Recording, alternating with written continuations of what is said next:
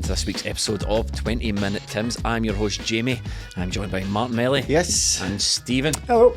If you like what we do and you want to support the podcast, patreon.com/20minutetims is the place to get extra podcasts, extra videos and extra writing from us. We have match reactions for every single Celtic match available on Patreon and on Apple Premium subscription from £2.50 a month, so that's a great way to support us and enjoy extra content. I think one man who's probably going to be cancelling his Patreon subscription is Giakoumakis. Stephen, the transfer saga has ended, he's gone, and some people think he may have burnt his bridges slightly with his comments about the Scottish League. Now, if I can remind you, he said in Celtic it was a totally different style of play. The competition there is not so good.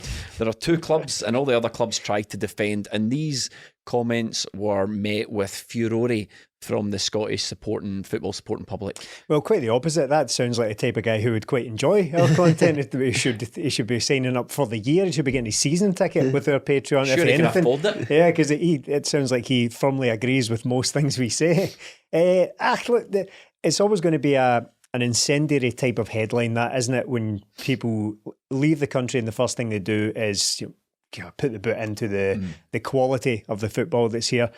However, if you actually read and watch him say it, I don't think he said anything all that controversial, untrue, unfair, disrespectful at all, if I'm honest. These things will always be blown up as a puts the boot in, tears strips off Scottish football, an astonishing rant against Scottish football. It's always going to be that kind of thing. But reading into it, it's not really any different to what we say on a near weekly basis. It's quite prescient, Melly. I mean, one of the subjects of conversation on the podcast recently have been how poor the rest of this league is. Stephen went crazy, stupid viral earlier on in the season for suggesting that a team actually come out and play some football, which is something St Mirren have done, and we'll talk about that game. But the quality of opposition in this other league and the way they approach these games, footballers aren't daft. They know it. They tell, and he's not going to go over there and lie. He's not going to go over and say, the Scottish football's brilliant, because he was asked it in the context of the difference between the MLS and what he's left, about how he's going to have to, if at all, adapt his game. And he was basically saying, look, I'm probably going to get more chances to score goals here because people aren't camped in. It's not 11 men behind the box. Yeah, I can disagree with him. I Behind think the box. I know, I was hoping no one picked up on that. Thank you, Stephen. Thanks, mate. If only they were. If only they were behind the box. Yeah, I think I agree with him again.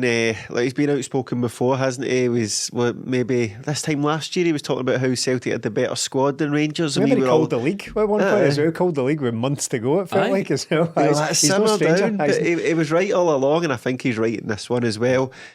The evidence is there for it, but I can't see what anybody else is saying that would disagree with that, because you've got Celtic Rangers, you've got a massive gap to Hearts, and Hearts regularly get beat off Celtic and Rangers. They rarely take points off them, so the rest of the league is like that he plays against it every week. He plays against it, and that's what it is. I don't think he was being too disrespectful to Scottish football. I think he was just giving his honest opinion on the difference that he's going to be playing in. And look, it's fair enough, and I think it's something that it made me think about when we're talking about like Ange building something or trying to keep a hold of players.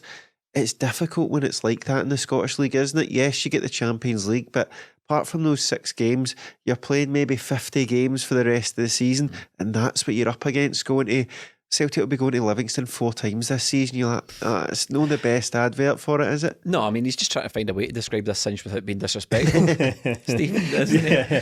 Yeah, I mean, we could be a lot more disrespectful, and I probably will be. And I probably will be. And so could he. Giakoumakis could have said much stronger things about the standard of Scottish football than just saying the opposition isn't too good when compared to Celtic, and how that relates to his opportunities to score goals. If anything, he's kind of complimenting himself as well. He's bumming himself up by saying, look, I got a lot of goals, and that's what we're up against. The players or teams just defend against us. So I really don't have an issue with much of what he said. He's no stranger, as Melly said, he's no stranger to speaking very, very honestly when he comes to a club, and I can't help but wonder, given that he said in the same interview, he made specific reference to the fact that he wanted to go somewhere where he felt valued, where he wanted to be the main guy, where he wanted to be one of the most important players. He said all of that. That was the kind of thing we and the fan base had kind of more broadly had been speculating on for a while. So I just wonder if his willingness, put those two things together, if his willingness to basically speak his mind and want to be the important player at a club was basically what kind of speeded up his exit, really. Or certainly didn't speed yes, it up. It confirmed his exit, I don't mind it so much when usually we get it, like, remember Chad O'Reilly left and then absolutely powered the league, and you're like, hold on a minute, you weren't even a standout in the league. Simply cannot remember that at all. What did he say? Do you remember? Or do you just remember he said the standard of the league was poor. Like, mate, you looked right in amongst it in there. So, you're not going to take it off Chad. Maybe he was including himself. Fair enough. More astonishing honesty. But with Giakoumakis, he came in, didn't get off to a good start, sort of came into the team end of January and finished top goal scorer despite not playing as many games as most other people. So it's not coming from a guy that didn't do well in the league, because he did very well in the league, came away with 2 medals. So I think his comments are fair enough. We've got a problem here with this league, don't we? I mean, without repeating ourselves, you just look at the Scottish Cup. I mean, you've got Livingston went out and Motherwell went out to low league opposition. The teams in the Scottish Premier League this season are awful. The football is awful. The crowds are awful. The pitches are awful. And I don't know how long can a league sustain this? How long can Celtic be the only show in town? Yeah, well, it's rearing its head as well, because we've been talking a lot recently about, and Jamie, you said that the next battleground is going to be talking about Celtic's budget, and I feel like everyone is just whinging about how nothing can possibly be fixed because Celtic have got all the money. It's complete nonsense. These teams, I know, I saw someone from, I think, The Terrace said, when Giakoumakis criticised them, he goes, no, the answer's budgets. It's not budgets though, is it? Because a lot of the teams in our league have got the same budgets as like Bodo Glimt and a lot of Norwegian teams. It's how they're spending their money. It's not just all Celtic's folks soaking in all the money and then there's you're just left to shrug your shoulders and say there's nothing you can do about it. Yeah, and I didn't really find that a particularly compelling argument against what Giakoumakis had said either. But it's because of budgets. So how does that refute what he said? Yeah. That's just a reason for it. It's not. I don't know why you would disagree based on that sort of assertion there about budgets. But no, I'm kind of tired about the whining. Whining over budgets and all that as well. I don't know what we're supposed to do about it. I don't know what Celtic are supposed to do about it, because yes, a lot of the talk about is how much Celtic spend. A lot of the talk in the last couple of weeks, that's the main narrative, is about how Celtic spend, but it's entirely self-generated. It's not Celtic's fault that they're a big club in a small pond. I don't know what you want us to do about that. I would have way more sympathy, Melly, for these teams if Hibs weren't currently still paying the wages of 3 managers and Aberdeen weren't currently paying the wages of 2 managers, and Motherwell haven't just let their manager go, and every team in this league is sacking managers left, right and centre, and Dundee United are spending what little money they have left on Stephen Fletcher and Charlie Mulgrew and Tony Watts employed. It's, you look at their spendthrift to these clubs, they're, on one hand the fans say, we don't have a lot of money, but you're pissing it all up the wall on absolute crap. There's Aberdeen, they bought a guy, made him captain and sold him in January. Just about to say. Don't moan at us. Aberdeen, Hibs really struggling this year, and they're kind of the teams I'm looking at going, they've kind of got the right idea, because they actually sell players. They sold Josh Doig, Lewis Ferguson, Calvin Ramsey. So you should think, they should be doing well. But they are pissing away the money. They're not spending it properly. They're not getting in decent managers. They're not getting in decent infrastructure. When you look at Scottish football, there's only a few ways that teams can make money. Sell tickets. Most of them refuse to do that. They don't want full stadiums. They'd rather have small allocations when Celtic Rangers come. You sell players. Not a lot of them bring through their own players to sell, or you get into Europe. None of them have got it in them to get into a European competition. Hearts got in it because they fell back into it. So none of these teams are willing to go out and try and make money. It's all short term with Scottish football. It's all 1-year contracts for guys that have been in Scottish football before. He's away to England, he's coming back now. You see it all the time. Shinnie's back at Aberdeen and all that. It's just, you can know it's a sort of career graveyard, doesn't it? Scottish player football leaves, and then 3 years later, most of the time they'll be back in Scottish football. So it's about time it took a look at itself and just said, what do we want to be here? Because right now, nothing. Yeah, stop blaming Celtic for your problems and have a look in the mirror, as Michael Jackson said. Big GG bringing about change in Scottish football with his sensational comments. But there's one of his comments, Stephen, that sort of chimed later on during the week when Ange was asked about it, was about feeling happy and feeling loved, and Ange made some sort of quip which was quite good. It was Gordon Strachness. He says, what am I supposed to do? Bring them cups of tea in the morning and make them flowers? Yeah, they should be happy being at Celtic. They should be happy being at a big club representing a club of this size. And I thought to myself, well, that's an interesting and funny soundbite. I don't know if any player worth their salt would be happy just being at Celtic. I don't know how And now I know, I'm sure Ange, I hope Ange was just saying that for the cameras, but surely that's not a philosophy that actually carries any weight. You can't just expect people to be happy no playing, just being at Celtic.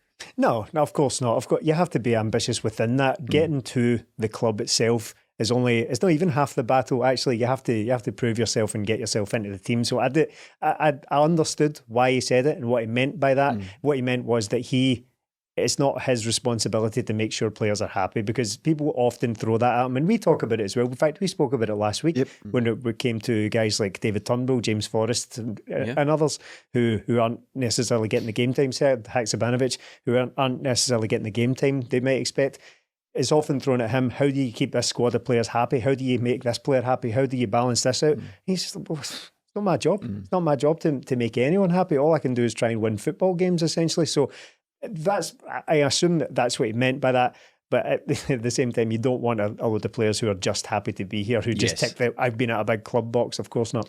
Yeah, you want players that want to play football, and if players come in, want to play football, they're going to give their all to play that, and see if they don't make the cut, then they move on and go to teams like Giakoumakis has done. So you don't want guys hanging about, because Lord knows we've got plenty of them out on loan or still under contract at Celtic. So we've had it in the past, but you need to have that desire to go and play football. So the way to do that is give your all in training, try and impress the manager.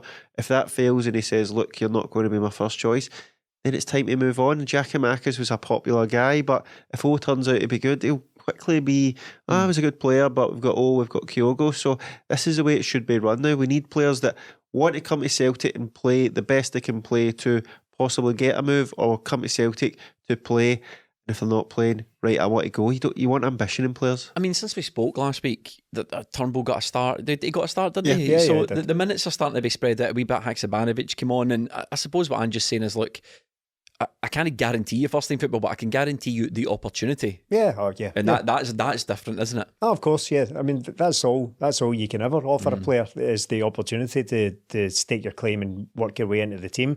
It turns out, I mean, players there'll always be a sort of hierarchy because of the talent and your importance to the team. So some players in the squad will play more often than not, but the rest of them just have the opportunity of being at Celtic and the opportunity to potentially get into the first team. That's all you can offer these guys. You can't. That was a subject that came about recently when, who was it? Was it Juranovic and Giakoumakis, when they were first linked away? The subject of guaranteed playing time came around, and it was kind of bounced around on social media about how but that's rubbish, because certain players do have guaranteed playing time. Name them. But I know a lot of players will play all the time, but it's not what Ange was referring to was like being like a kind of written clause in your contract that you will definitely play no matter what. That's Cristiano might have that. I probably now he probably has it. I mean, Ange has been in the press a lot recently. It's the Scottish press in particular are, and it's seemingly only the Scottish press, are obsessed with linking this man with every single job going.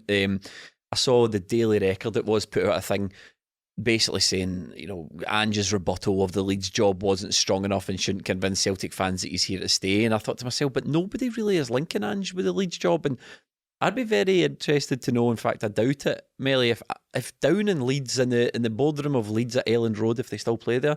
Yeah. There we go. If Ange Postecoglou's name's even on a shortlist. I'm not sure that they've went for 4 managers maybe, but I've seen, and Ange hasn't been one of them. And again, it looks like Scottish football's not getting looked upon favourably down there. Brendan Rodgers went there with already been in England and went back up, but we haven't seen many managers go from Celtic to the Premier League. And is this part of the thing? Is this all feeding into what we were talking about with the Giakoumakis thing, with the standard of the competition? Is brand Scottish football taking a bit of a dent here? It could possibly be. I mean, for Celtic to win 9 titles in a row, 4 trebles in a row, doesn't look like there's much competition, does it? But Celtic won the league last year. Rangers got to a European final, so it's not too bad on Celtic Rangers front. It's just below that's really poor. So is our English Premier League teams going to take much notice of what Ange is doing against the rest of the league? Possibly not. It's a difficult one for him. This notion, Stephen, about managers linked with jobs, I don't ever recall English press ferociously linking their high-performing managers with moves out of the country. No, it's I funny don't, I don't ever see, Pep being relentlessly linked with such and such job, or when Klopp was doing well, there's no nudge, wink, wink. Oh, by the way, I bet you're interested in this Barcelona Barry guy. Ferguson offering to drive him down south. You don't really get the top pundits in the country, and unfortunately Barry Ferguson, Chris Boyd and Ali McCoist are the top pundits we have, apart from us three obviously, like offering to drive the best performing managers out of the league. I mean, what is going on? All right, we'll agree to that, Barry. Look, you can drive Ange to Leeds, but we'll get you in Carlisle, right? Just meet us there. You fire on ahead and we'll meet you there. Absolute imbecile. But incidentally, that wasn't even original humour. That was a direct rip-off of the joke that Ali McCoist made a couple of days before. Yeah, of course. Yeah. By hive Barry. mind. Yeah, the hive mind. If it is a mind. No, it's a weird thing with Ange, because I think, we shouldn't be too sensitive about him being linked away, because as we've discussed a number of times before, if you're linked away, it's because you're doing something right. It's because you're being successful. It's when it's so transparently spurious that he's just been linked because... I honestly think... what does linked even mean? I know, linked just means someone in a newspaper office has decided to write an article about it. Yeah, I'd be surprised if the media desperately want rid of Ange Postecoglou out of the country, because he's good copy. He's pretty good to cover, I would think. But if you lean a certain way, you probably do. Yes. you probably would literally drive him to Leeds to get rid of him. But it is a weird one in that it appeared on Sky Sports, and we spoke about it on one of our Patreon properties, The Breakfast of Champions, because it had been in the sort of 36-hour period where it started being spread across Sky Sports, and all the numbskulls phoning into TalkSport or the TalkSport "It's an absolute disgrace" mob are phoning in and saying they'd take Ange Postecoglou. But it doesn't seem to be a huge amount of smoke about it, because he's not without sounding like a dick here, right? It's because he's not doing well enough. And that's just a fact. He needs to do a hell of a lot better if he wants to start getting linked with jobs down south. I don't know how you do that. To be honest, I don't really... Impact in Europe and win a treble, I think that we need to get to those levels before he starts being linked with the bigger jobs down south. Even I don't know. I don't know. Think that's enough? Europe, I do. Of course, the Champions League will get attention, but I just don't know how much a treble in Scotland figures into anyone's plans. Now, I'm not saying that anyone thinks, oh, it's a treble, that's dead easy to do. Of course it's not. But I just think that most teams now will try and appoint a manager based on their goals, based on some sort of overriding philosophy, style of play, whatever it is. The English teams tend to be divided into probably three categories. One that need to win the league, or not need to win the league, but need to challenge for the league. So you Man City, Champions League, Champions League, or probably need to win the Champions League. Others are qualify means for it.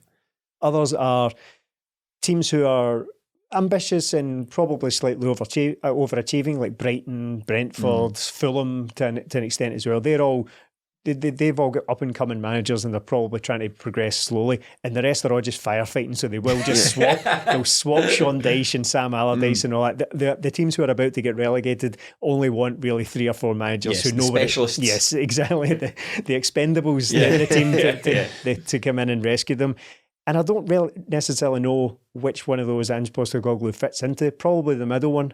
But are any of them changing manager just now? No. So I don't think it's right that you just look, well, Ange is going to go to England. Where though? I think we need to be more specific about it, because he's going to be linked with all these jobs. And the reason I've been fairly calm about it, fairly kind of unmoved by it, is because I don't think any of the right clubs are appearing just now. I do worry about some appearing if certain managers are picked off by so-called bigger clubs. If that domino effect starts happening, say for example Brighton or Brentford or Fulham or one of these clubs, they lose their manager to one of the kind of higher up teams like Spurs or something like that, that's when I'll start to worry about it. But not just teams randomly sacking their manager in mid-season because they're struggling or they're doing poorly. I'd be mad to take one of those jobs as well. I think so. Look, I'm realistic. I think Ange will want to manage either in England or one of the major European leagues before it's too late for him. Selling Ange off, Melly. But I'm realistic. I think he will want to do that because he's a professional and he has ambitions, and he's always been fairly open about that, fairly open about wanting to take his football to various different levels. I'm unmoved by these links with like Southampton and all that, because it's just 2 and 2 equals 5 stuff so far. I don't find any compelling reason for him to be linked to any of these clubs yet. I'm quite calm about it as well. I think Ange will be here to the end of the season. I think we'll get next season out as well, and then so you think that's it? Well, it depends what comes up, like Stephen's saying, but there's a lot of teams down there you think, right, maybe that would be a good fit, like the ones he's mentioned, and then others, I'd stay well clear of them. But like with Giovanni Van Bronckhorst, they're running Europe, is that going to do him any favours down south? I don't think so. So it depends what these teams are looking for.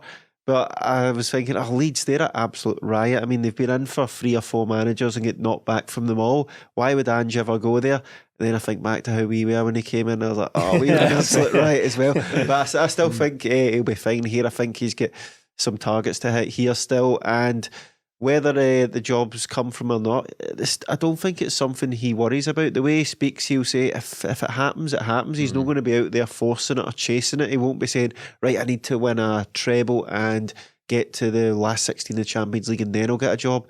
It'll come if he gets those things. I think he might be saying those, then I need to get a job, but I think there's more juice to squeeze for Ange Postecoglou as a manager at Celtic. I think there's still a lot of things he has to do. You know, he got us back on track last season, rebuilt the club, brought us back up.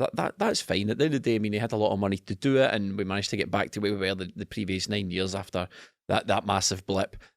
He's not really made much of an impact in Europe, and that's what I want. I want him to take us to that next level, because if he was to leave Melly, say you're right, and we've got the end of this season, end of next season, or even the season after that, see if he goes that distance but doesn't actually tick one of the major boxes: complete domination over Rangers, complete domination domestically, last 16 of Europe. If he leaves without ticking one of these boxes, I'd feel like a wee bit, I'd feel like a missed opportunity, because I think Ange is our best opportunity to get that, and if he doesn't manage it and moves on, then I'd feel like we didn't get the most out of the manager. Yeah, I think it is difficult these days, but because we see with Giakoumakis' comments that I think 2 seasons, maybe 3 is the max you'll get out of players these days as well, because it does become too easy for them in Scotland. So you need to bring in more ambitious guys to keep regenerating this. And it's a tricky game, that, isn't it? It's tricky, and it's difficult when you're going at the Champions League. The fact that we get in there straight away if we win the league is ideal for us, because it gives us guaranteed money. But you're looking at some like Martin O'Neill never qualified for the Champions League, and he's the best Celtic team I've seen. So it's very, very difficult. It depends on the luck of the draw, if you can keep your players fit for certain times and all that. So you need everything to go right to do well in the Champions League. That's going to be very difficult for us. See, just a final thing on being linked away with certain clubs as well. See, if you say, let's pick a club almost completely at random, like Nottingham Forest or something like that, right? Say, I mean, they've won the European Cup and all that before, so technically a big club. Say they sack their manager, and you see a list that includes Ange Postecoglou. The front runners are, right, Sky Bet has listed Ange Postecoglou, Steven Gerrard, Neil Warnock. It's made up. It's completely made up. See if the managers on it have absolutely nothing in common. And this is what I mean by the fact that clubs are a wee bit more savvy these days. Yes, you will get teams who will need a desperate firefighter to keep them in the division or whatever, but generally clubs know what they want, and they know what they want from their football and what they want from a personality and a manager. See, if you just see a list that's just a load of disparate names that people have heard of who are out of work, it's completely made up. If I see a list, this is when I'll worry. See, if I see a list that looks coherent, that you can see what the managers have in common, and it's like the front runners are Ange Postecoglou, that Thomas Frank and De Zerbi and all that, right? And then I'll be like, right, well,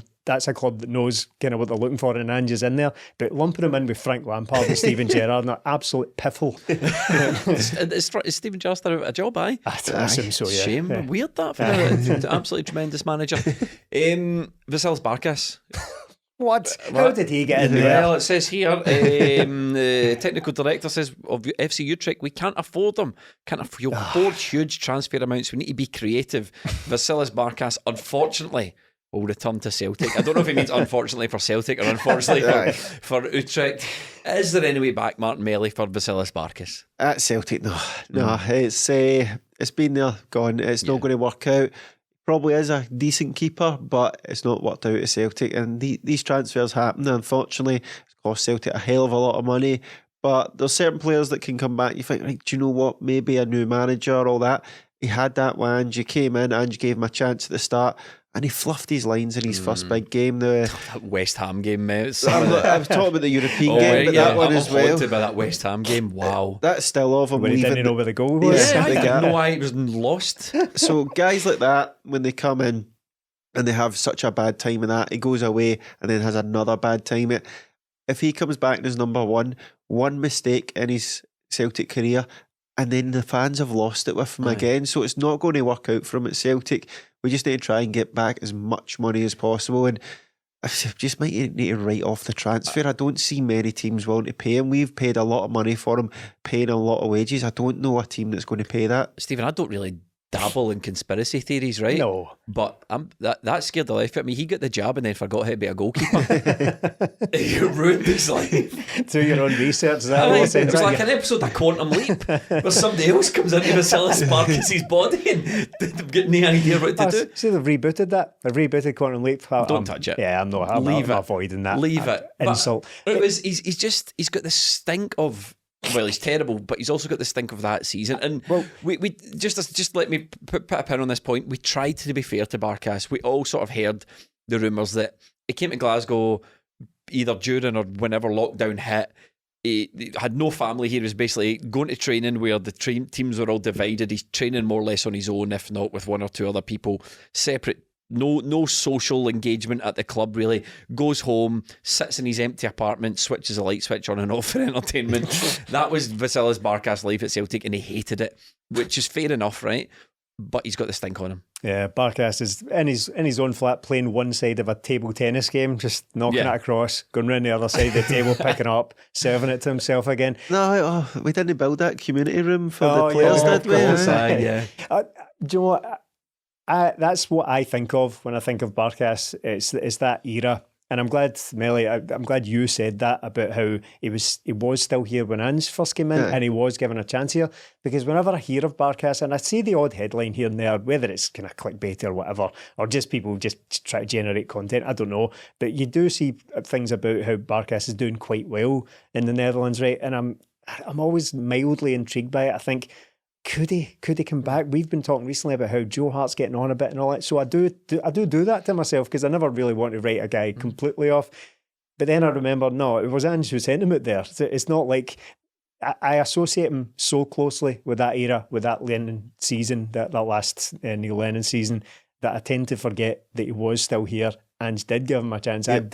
Ange did get a look at him and decided it wasn't for him. So no, I think it's definitely over. I would be astonished if he ever plays for Celtic again, even if he does end up back at the club. I can see him in just like, I mean, the world's most expensive fourth choice goalkeeper. So I don't think he wants it either. I mean, any time he's been spoken about or spoken to, rather, he's never expressed any desire to come back to Celtic. But he made the news again, and there's a few of those guys. There's no future for any of the guys that are out on loan. I mean, we can forget about Liam Shaw, we can forget about Urugidi. Those guys completely out of the picture. But even the sort of more expensive guys like Ayete and Soro, these guys, they just need to go. There's no future whatsoever for these guys, despite how they might crop up.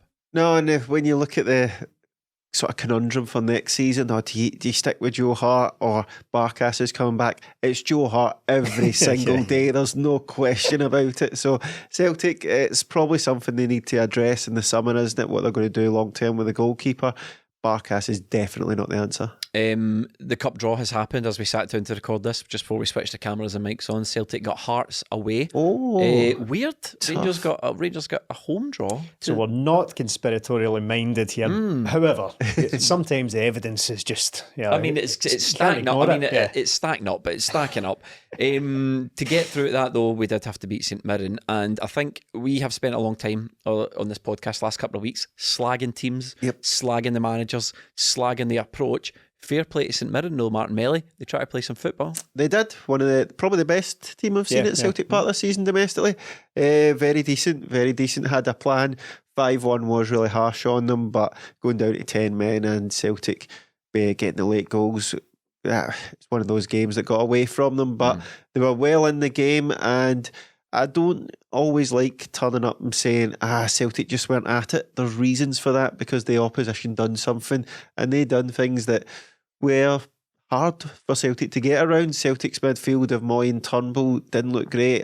Cal McGregor I don't think was great in the first half, and Celtic's first half was interrupted by the injury to KYOGO'S, so there's a wee bit of change in there. But St Mirren done things very well. They actually pressed Celtic a bit, didn't let them get into their flow and all that. Pressed the midfielders really well, so it was good to see something different. They've beaten Celtic already, so Hearts always managed to finish third, but I think Stephen Robinson's doing a decent job there, as hard as it is for me to say that. Thoughts on St Mirren, Stephen? Yeah, they were good.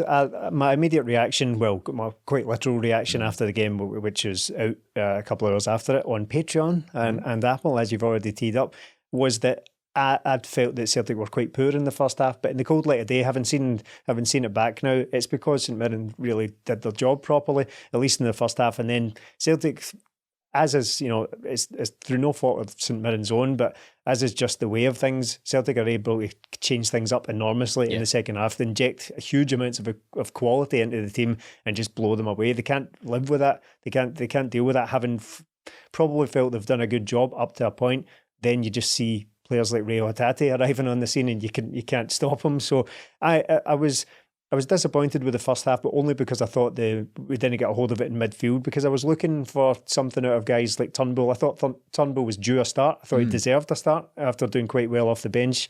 Well, scoring goals off the bench anyway. It sometimes takes him a wee while to get into games, but he's been scoring goals. Thought he deserved a start, but I thought he disappointed on the day. But that is contributed to massively by St Mirren just sticking to their task, working really hard for each other and not giving Celtic any time on the ball whatsoever. News flash, gentlemen. Valentine's Day is almost here, and by the grace of Cupid, our friends at Manscaped are coming with the best tools to get your boys down the stairs ready for the special occasion. I'd like to propose making February the 13th National Shave Your Balls Day. Who's with me? Get lucky this Valentine's Day and join the 7 million men worldwide who trust Manscaped, the leaders in below the waist grooming. With our exclusive offer, go to manscaped.com and use the code TIMS for 20% off and free shipping. But Stephen, what is Manscaped? Well, it's just a ball sack trimmer. A ball sack trimmer from your podcast mates. No platinum package is complete without the ultimate hygiene bundle to get you fresh from head to toe. This bundle includes Manscaped's premium body wash, 2-in-1 shampoo, body and ball deodorant, and much more. Infused with aloe vera and sea salt, Manscaped's body wash will leave your skin feeling clean, fresh and hydrated all date night long. And for when she runs her fingers through your hair, make sure your mane is hydrated and irresistible with her 2-in-1 shampoo. And don't forget, gents, no date night is complete without Manscaped's signature cologne. Get 20% off and free shipping with the code TIMS at manscaped.com. That's 20% off with free shipping at manscaped.com and use the code TIMS. Join Cupid and shoot your arrow with the Manscaped this Valentine's Day.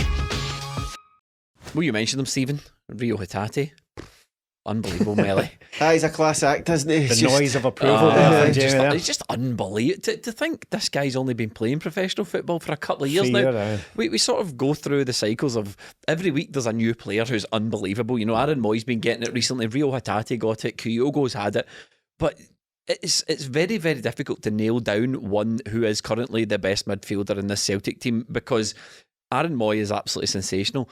But for me, I just believe there's so much more to come for Rio Hatate as a footballer, and that excites the life out of me. Rio's great, and he's just a class act. And his name is Rio, though, not Rio. And it's certainly not her name is Rio. Announcer. Yes, leave the songs out of it. Carry on, Melly. Yeah, it was great again. Last week, the St Johnstone game, wasn't it? Just didn't look great in that pitch, but none of the midfielders did. Comes on the day and just the weekend there and just strolls. It looks a class above.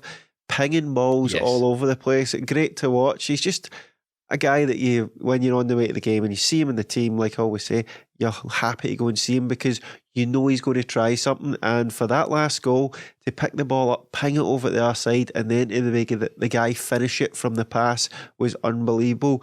When he stepped up to take the penalty, no qualms about him taking it as well. I think he's got the technique, he's got the composure to do it. He's just a joy to watch, and I think it was sorely missed in the first half. Me and Stephen were talking about it after the game. Moy and Turnbull, both really good players in their own right. Them together, no quite got the energy we were needing against St Mirren, who were better. It probably work against the real bottom of the league teams, but St Mirren being decent, being well drilled, and not in the Livingston well drilled way, that Celtic needed some drive, and it wasn't until HATATE and O'Reilly came on that we got that, and we'd speculated, I would love to see a wee goal from Matt O'Reilly as well. So to get the two midfielders coming on, they're the ones that really, really made the difference, and HATATE was the main man in that. Where does he find the audacity to be so good at football? the nerve on that, the balls on the that balls in that kid, I know. It's one of those, it's nothing new here, of course, but it's one of those kind of blend things as well, because with those players, all individually good players, but if you just play certain ones together, it doesn't quite click. We've said it before about having a Maida and Abada on each wing. There's something that doesn't quite click when it comes to the creativity thing, and it was the same with the midfield. And I've kind of calmed myself down about it now, having seen a lot of the game back and having decided that St Mirren played their part in this game, because I was watching that first half thinking, oh, is this what we look like without Rio HATATE? And then for him to come on and play like that, I thought, yes, it is. That's what we look like without Rio HATATE. So that's a big thing in case he gets any injury or any significant injury. Fingers crossed. But what a player, a genius now.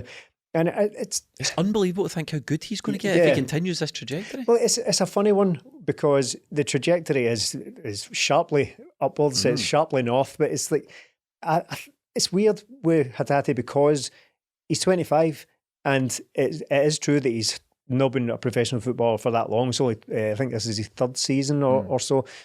And I think, well, for that reason, is it going to accelerate things? Are people going to notice him at 25 and think, right, we better sign him now, right? We need to take him off Celtic. Or will it be the complete opposite? If he stays for 2 years, another 2 years, for example, will people look at him and think at 27, is he maybe missed the boat? Could we have him for 5 or 6 years? Is this a gold mine? Is there a whole group, a whole generation of outstanding Japanese talent who are all just turning 25 at the moment? Is there loads of these guys littered about the J League who we can just persistently go and cherry pick because precisely for that reason, perhaps they've been overlooked. Well, that boy at Brighton just now looks an absolute superstar. He's not particularly young either. He's just emerged onto the scene. I think he's a wee bit younger than HATATE, right enough, but he looks absolutely brilliant. So, what was his name, Ellie? You said it, but I don't know. The mic picked up. Mitoma.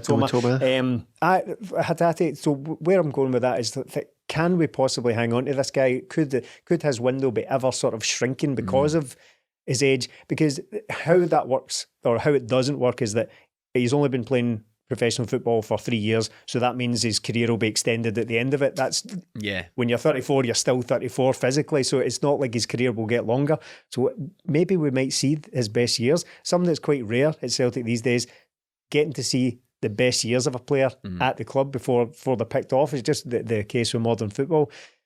Hopefully, if that's the case, we will be talking about Rio HATATE in terms of certainly Tom Rogic, right? Tom Rogic was brilliant and a legend for Celtic. And I'm again, take a pick of what label you want to put on. I'm not particularly interested with that, whether it's great, whether it's modern, great, legend. I think Tom Rogic is a legend, right? But we will certainly be talking in terms of him, in terms of Nakamura, in terms of Lubo, and those creative geniuses. Mercurial talents. Mercurial talent's a good way of putting it. Those geniuses you get at Celtic every so often. We've been very good at picking them up over the various generations. He is definitely has the potential to be firmly in that kind of lineage of those like geniuses we've had over the years. A brilliant player. The sky's the limit for him. So with him being 25, I hope, don't get me wrong, see if he was to come to me in tears and think, but I desperately want to go and play for Juventus or something like that. Hard to turn it down, but I hope that wee face. I hope but unless he's watching this, I hope it never happens for him when he stays at Celtic. Millie, how worried are you about the Kyogo injury? Crucial time in the season, isn't it? I think it's just the timing of it, just off the back of Giakoumakis leaving. You're like, because at the game it was so. You are like that. I think universally everyone can relate to that. It was just the game because the injury was so early and it doesn't come on. You're worried that Ange maybe doesn't have the confidence in him, but I think it was just a fitness thing because he would have had to play 75 at least minutes. Probably near 90 with all the add-ons and all that. So he came on later and looked sharp, but it's the fact we've got the big game coming up, the League Cup final coming up. You want Kyogo to be there. It just seems to be every time we're about to play them, something happens to him where he can't quite get in his full flow. And a shoulder injury, you just know it's going to be one of them that that's the one that can get aggravated by other players. Is this not the It is, yeah. Do you remember he got that and then further aggravated it by maybe he was celebrating and he fell and that's Joe Hart right. was like, playing it, man. So it is a difficult one because if Giakoumakis was still here, we go, right, we've got Giakoumakis, it's fine. We still don't know fully what we're getting. Oh, he has looked good, but saying that, Maeda looked really good when he went through the middle as well. And even if Kyogo was to make the bench, I think it'd be fine. We've got Aberdeen up next, haven't we? Then we've got Rangers. So hopefully a couple of weeks. Ange said he's a quick healer, but I'd be so much more confident with Kyogo up there. But we've got the tools to probably beat Aberdeen, but just for that League Cup final, we want Kyogo in there. Part of me isn't so worried about Dyson up front. No. Even in the League Cup final, I mean, obviously, as Melly says, you want Kyogo there, but Dyson starting up front against Rangers, I mean, he's in dynamite form as well just now, and he's not a stranger to playing up front. No, and his goal against Rangers recently came from a central position. He just came from Alfredo Morelos. Yes. Yeah, that's right. So it's the easiest transition probably from Kyogo to Dyson rather than anyone else. We don't know. It's far too early to say. Oh no, he's done well and he's scored a goal already. That must be a huge boost for him because I imagine any new striker at any new club is going to want to score quite early on. Well, that's it. I mean, I wanted to bring up the O thing, but we sort of stumbled upon it anyway. With Giakoumakis leaving, Giakoumakis for the latter part of his Celtic career was a substitute. He would come on, make himself dangerous, score a goal. And while O is a bit of a project and there's work to be done there, I don't think there's any denying that he's come on, he's looked dangerous, he's come on in games and he's scored a goal. He's contributing almost exactly what Giakoumakis was contributing towards the end. I don't think he's quite good enough to start, but I'm not as worried as I thought it would be. If he can come on 15 minutes, score a goal, come on, set one up, come on, cause a bit of chaos. Well, it's too early to say. In terms of replacing Kyogo for example, a big game coming up, it's too early to say what he can possibly contribute. I'm not worried about it, certainly because of Ange and Celtic's hit rate in the transfer market recently. My automatic assumption is that he's probably got something about him and he looks good so far.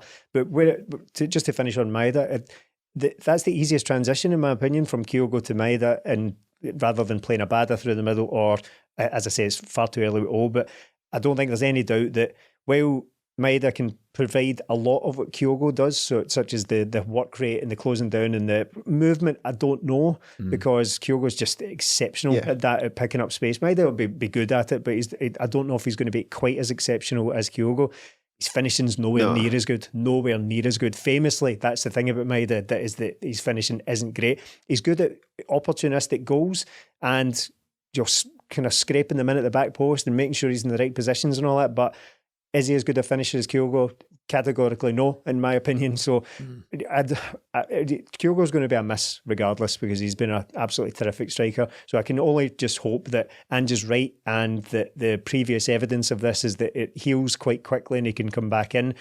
My only worry is that it seems to be a recurring thing now, and it was quite obvious when he went down that it's the same or a very similar thing that's happened again. So a slight concern on that. I can only just hope he's back in time. We do have options though, and that's the good thing. Abada coming on at right wing, he's not really been playing well, but then he has a hand in most of the goals. And when it comes to games against Rangers, I'll probably score against them, won't he? So he's still not signed a new contract, by the way. We've offered Abada a new contract, improved terms. He's not signed it. Nah, not that bad, to be honest. You're not? Nah, I think he's a decent player, but if out all the Celtic's front line, if we can get money for him, he'd be the one I'd be like, fair enough, they can go.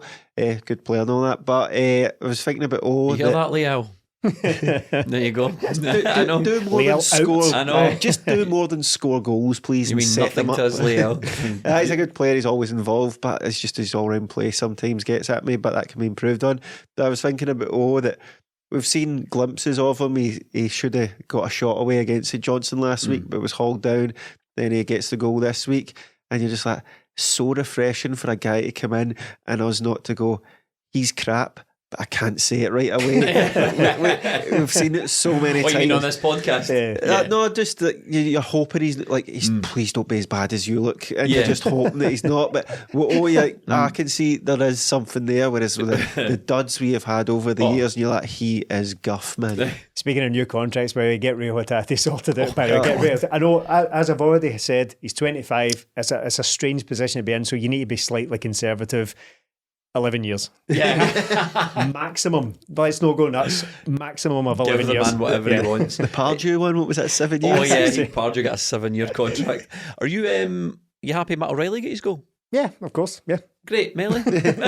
Yeah, we were talking about it before that it could be the day for it. Celtic got the penalty, and we're like, well, maybe he could take it, but it's good to see him score for open play as well. A pity penalty for Matt O'Reilly. Yeah, could have given a slap in the face, that one, isn't it? Could have given it to O, but the two of them got their goal themselves, and that's better that way from open play. Matt O'Reilly, when he got the ball there, I was screaming, give it to Abada, but he had the confidence still, despite not scoring this season, to take that on and shoot. And look, it's kind of been coming for him. It's hopefully that's it for him, and he can sort of relax into it now, because again, when he came on, it's not a you almost have forgot, because we know he's a good player, but when you think back to Matt O'Reilly earlier this season, like, we just want that back, and I think it's starting to come back now. He's just great. Him and HATATE built a brilliant partnership last year, and if that was to be the midfield, then I'd be happy with that. But with Moy in there as well, the three of them going for those two positions, and with Turnbull banging in the goals as well, Celtic are looking strong. And we're talking about the squad, we do really have two players for most positions now, bar left backs. The only place we're really looking a bit weak. I really I think as good as we're looking and as strong as we are, and we've got Aberdeen coming up, and we know they've had their troubles, they've got new manager and interim manager with Barry Robson and all that, I still think we need to be on absolute top form for the next couple of weeks, especially with this cup final.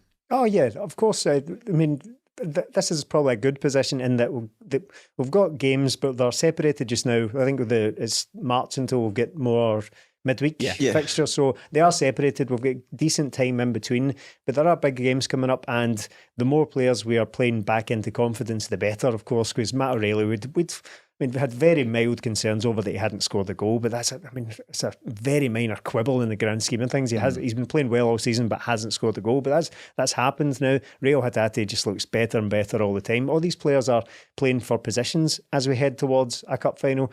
We talk about how players want to win trophies, so they want to play in cup finals. So that it's between now and then that they're going to prove their worth to the team.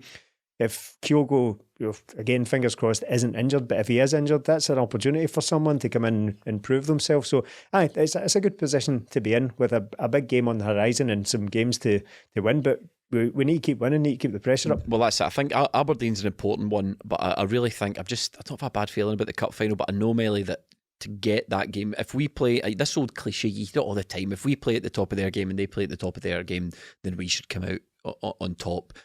Say top more. Definitely say top more.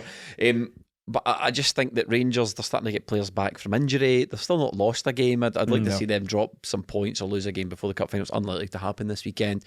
But I think Celtic need to be making sure we're on top form. Yeah, all we can do is be on top form and hope that that's enough. And I said top twice after I gave myself a row, back to back after I get, and then Melly said it. Stephen, just getting them, just exercising the final ones out there, sitting in the tip of your top tongue.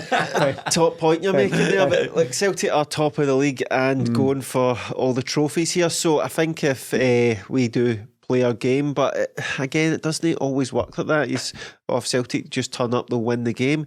That's not how it works in cup finals. It's not how it works at Hampden a lot of the time. We have beat Rangers a lot. Cup finals against Rangers haven't went out our way a lot in my lifetime, so I'll always have that worry. Celtic have got it in them to go and beat them. We didn't play as well as we should have at Ibrox, but again, there's circumstances behind that, and Rangers did things to stop Celtic playing. Celtic need to impose their game early. I don't like our slow starts at Hampden, so plenty of time before that, but lads. Speaking of assists and stuff like that, right, I teed one up earlier. I'm very disappointed. Said the word conservative. Does that conjure anything for the weekend? Oh, sorry, Stephen. Oh, that's right. I saw the Green Brigade let Douglas Ross know what they thought of him. See, very on the nose. Oh boy, was it? Yeah, bad decision. Say what you really think. Yeah. Remember, we'd get some fans saying the Green Brigade don't speak for me. They do. They do on this occasion, very much so. See Douglas Ross, and again, we literally can't say what they said on YouTube, or we will be ejected from YouTube for saying that. But right, the thing is, just no messing. No. Again, unambiguous, clear message straight at him as well. The opposite side. Now, people are often told, right, keep politics out of football and all that. But how about keep politicians out of football then? And politics will probably be further away. And look, Douglas Ross, I've seen a few people, I mean, vast majority of people are firmly on board with the clear message delivered to Douglas Ross that day. But you do see the odd person saying, like, it was a bit crass, don't want that kind of language at the football and all that. But like, he is. You don't want swearing at the football. I know. how long are you going to keep your kids away from words like that? I know, in the real world, right? But like, the guy is, by his very nature, by definition alone, an extremely divisive political figure in the country. Don't have him at football games. It's an absolutely outrageous thing to be having the leader of the Conservative Party or the Scottish Tories running the line at a Celtic game. I mean, and there's an argument to be had about whether or not, these guys should be, he should have 2 jobs and making all this money. I think he's actually got 3 jobs and all that sort of thing. So there's an argument to be made whether or not they should. But I know you're putting him in the firing line, and the Green Brigade didn't miss. Yeah. They didn't miss Mr. Ross. And on that bombshell, we shall wrap up this episode of 20 Minute Tims.